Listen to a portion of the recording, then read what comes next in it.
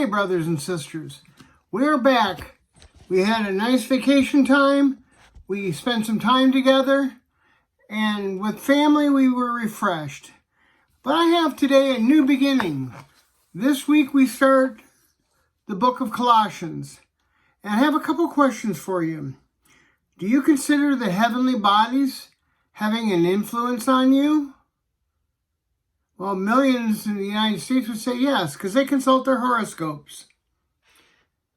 There's 1,750 newspapers approximately in the United States, of which about 1,220 carry the horoscope. They look and they conclude that the astrological signs affect their lives. Another question for you. Is there any relationship between diet and spiritual living? Does God speak to us immediately, independently, or does he speak to us through his living word?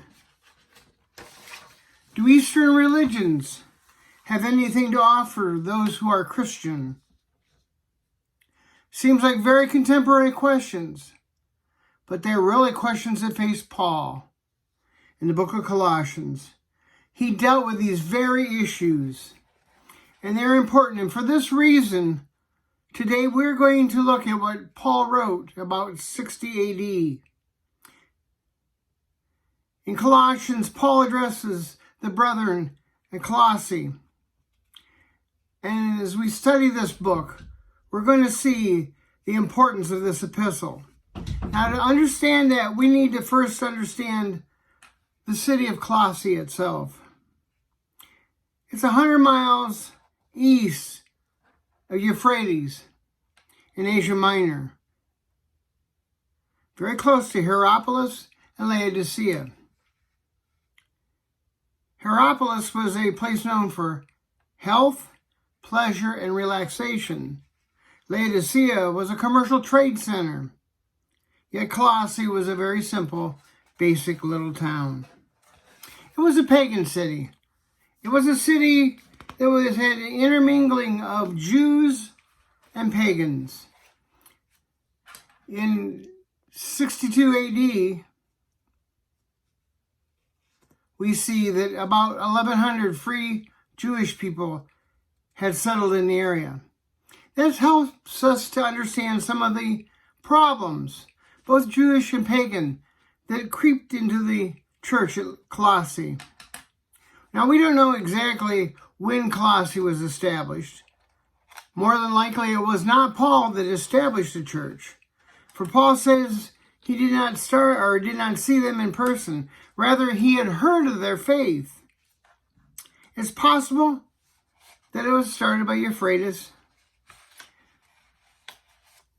We notice that he had some contact with those who lived in Hierapolis and Laodicea. Its members included Epaphras, probably the founder of the church, a native of Colossae. He was described as a servant of Christ, fervent in prayer, praying for others in particular, and having great zeal for the brethren. He was a fellow prisoner with Paul at this time. Philemon was another person who is mentioned in the book of Colossae. He concluded that it was important to be part of the church. More than likely, it was a church that met there at Colossae in the homes of the brethren.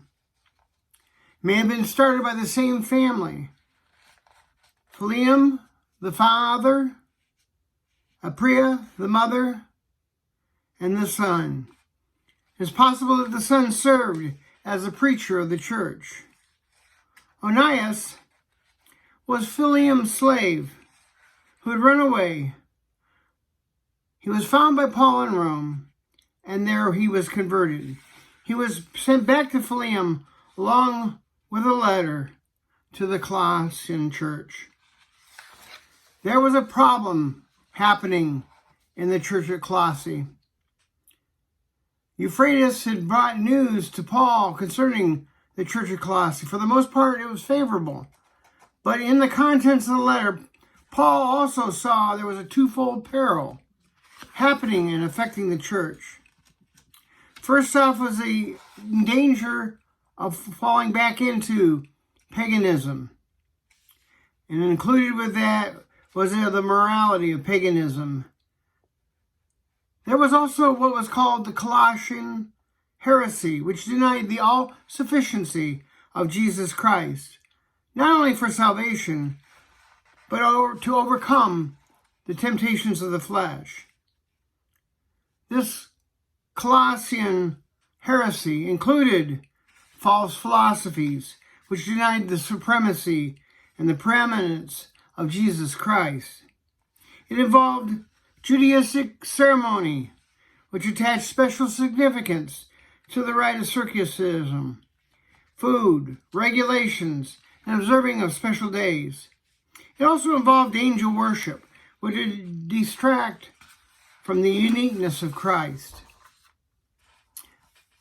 This Colossian heresy was a mixture of Jewish and pagan beliefs. The purpose of this epistle was to warn the brethren at Colossae against relapse into paganism, against a solution by where they would be found to deny that Jesus was all that they needed. To direct their attention to Jesus Christ, the beloved Son, the all-sufficient and preeminent Savior. This is the theme of Colossians, that Jesus Christ was the preeminent and all-sufficient Savior. He was all that they needed.